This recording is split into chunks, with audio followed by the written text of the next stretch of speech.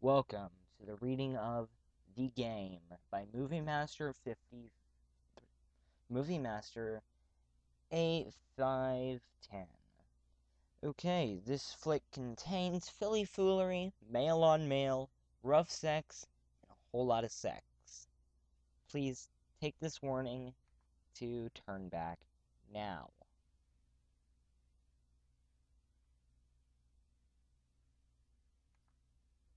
Chapter 1. It was a beautiful Friday morning when I arrived home from my final exam of the semester. I went straight to the fridge and grabbed an ice-cold languicle to celebrate. I went on my laptop and watched a few episodes of My Little Pony: Friendship is Magic to kill some time. I'm trying to major in animation, which is why I mainly watch the show. While I also love the animation, I'm also drawn in it by its characters. I marvel as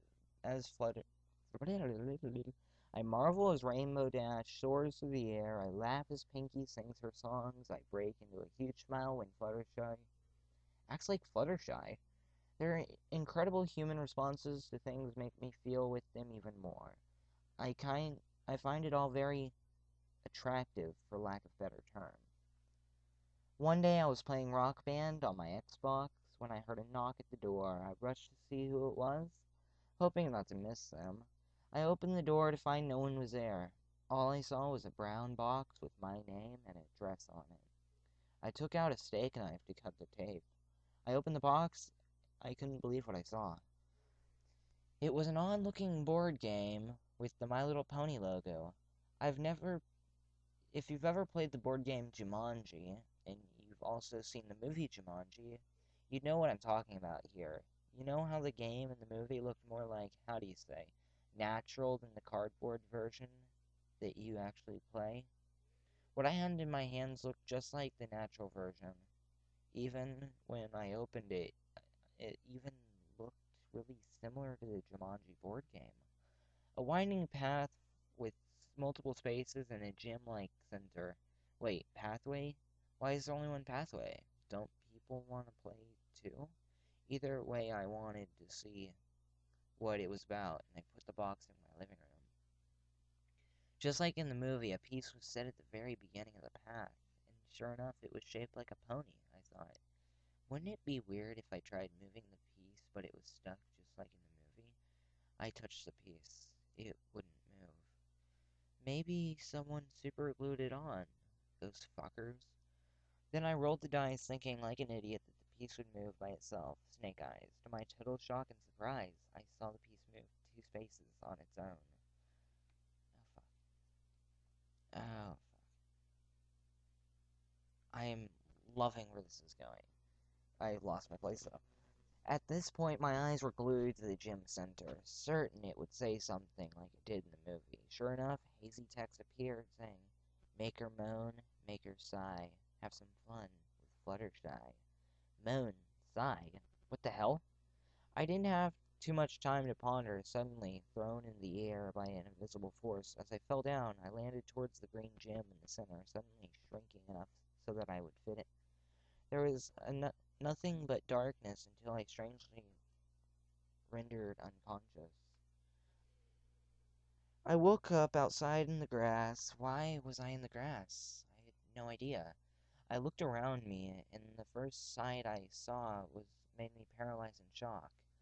Over a creek was a small wooden bridge overgrown with grass minus the dirt in the center that made a path. The path led to a small cottage with green foliage forming the roof. The way I looked along with the other scenery around me, it was unmistakable. This was the home of Fluttershy from My Little Pony, which meant I was in Equestria. I didn't know what to think. Should I run to the door, knock, and give her a hug? No, that would probably scare her to death. Should I visit Ponyville from here and meet everyone else? No, they'll probably treat me the same way like they did with Zecora. I opted for the most reasonable option. When I went to the door and knocked, when she answered, I would try to give the simplest explanation as to why I was here. The door opened in a crack, and I saw real-life eye of the one they called Fluttershy. My heart practically melted right there. She then opened the door wide, which I found oddly uncharacteristic of her. "Oh, it's you," she sighed. "Please come in." "It's you," I thought. What did she mean by that? "Please, make yourself at home," she said, directing me to her sofa. I sat down, looking in wonder at the inside of her house, which much resembled the show. She then walked up to me and said, "So," she said, "what do you want to do?" Why is she asking me these weird questions? Why isn't she freaking out that she's talking to an animal that I assume she's never seen before? Either way, I decided to take advantage of her lack of comprehension towards me. Would you object? Would you object if I gave you a hug? Fluttershy seemed to taken aback by my response. "I guess," she said, approaching me, "if that's how you normally like to start this." I was beginning to lose my composure about her straight behavior. What if she really had a shed? Either way, that better opportunity to hug Fluttershy, I wasn't going to blow this. Fluttershy laid her body onto my clothed torso. I wrapped my arms around her back and then laid her head on my bare neck, where my t-shirt ended. "Oh my," she sighed passionately. Your skin is so soft." "Thanks," I said. With my right hand, I stroked the center of her back down her neck. "Your coat is like satin," I whispered. I then got the desire to feel her wings and see how they worked. I started at the base of her wing, but before I could move, her wings flared open, causing a bit of shock. "No, no," assured Fluttershy. "Please continue there. I like it there." And then began massaging the wings by the base, and alighting eerily sexual moans from Fluttershy. Then the poem came back to me. "Make her moan, make her sigh." Could it really be? Without warning, she turned her body around so her flank was right in my face. She flicked her tail away, and I practically horrified as I stared into Fluttershy's moistening vagina. As quick as my reflexes could allow me, I threw Fluttershy in the air. I knew she had wings to fly with, so I knew that she wouldn't hit the ground. "Huh?" she sighed in her usual demeanor. "What's wrong? Was it something I did?" Yeah," I yelled. "You shoved your pussy in my face." "Isn't that what you wanted?" "No, I just wanted a hug." "I thought that was some kind of foreplay." "Foreplay? You seriously thought I wanted to have sex with you?" "Of course," she said, retreating as my progressively booming voice. "I thought you knew that." Beside her attempts to try to seduce me, I knew that this was still the Fluttershy and didn't want to turn into Gilda and make her cry.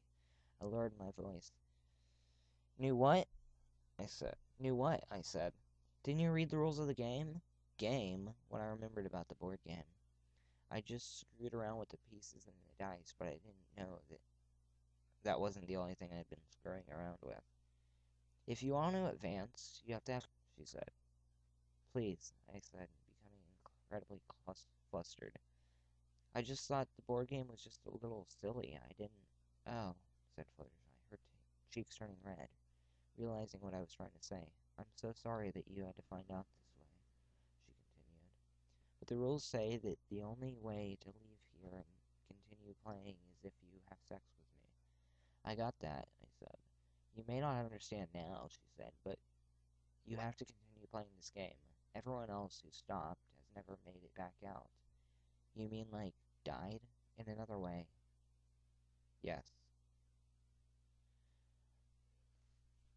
I didn't know what to say. I either had to have sex with a cute little cartoon character or die. Some way.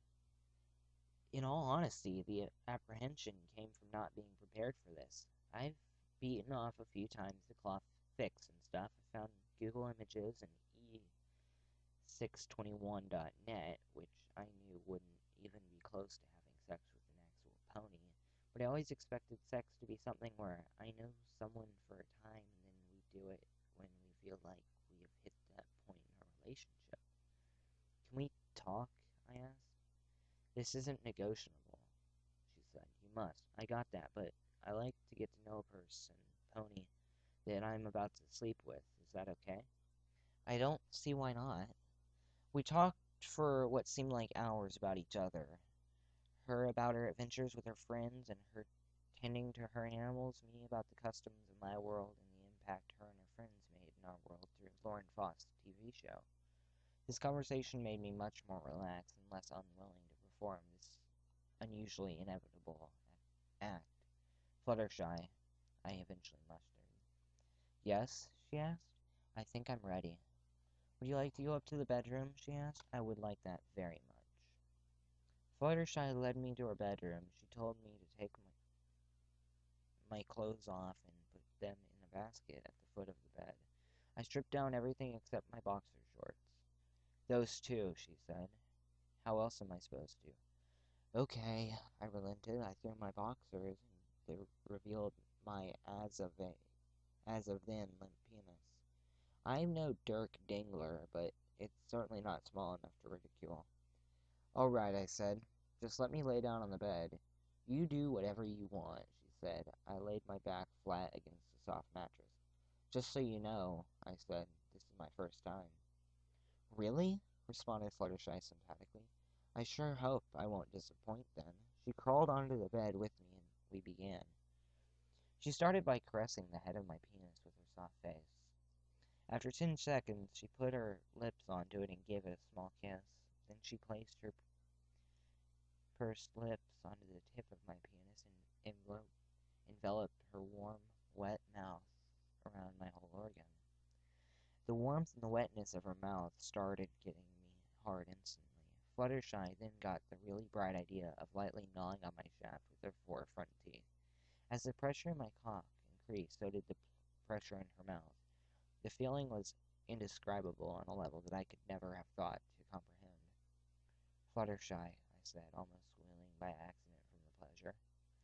I'm not hurting you, am I? Asked Fluttershy in concern. No, I said. Could you turn yourself around? I want to pleasure you now. Fluttershy turned around, putting her wet vaginal lips close to my face, while keeping her face close to my organ. She began swirling around my penis with her tongue.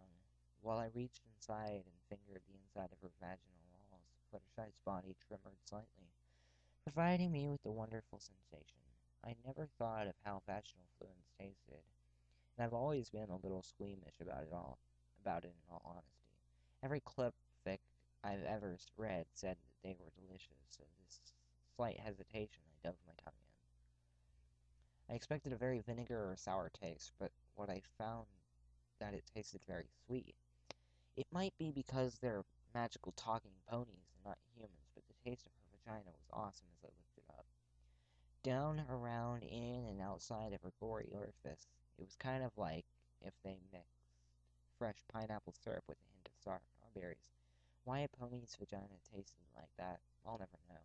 But I had the thought of leave my head, lest it be turned, lest it turn me off. Okay, guys, that was part 1 of chapter 1. Sorry it wasn't really that long. I'm just like, can't really read right now. My tongue's getting in my way or something. I just had a tooth pulled, so maybe that's it. Leave a like or subscribe. Please subscribe. I would love that. If you want a cloud fic for me to read, just send it to me.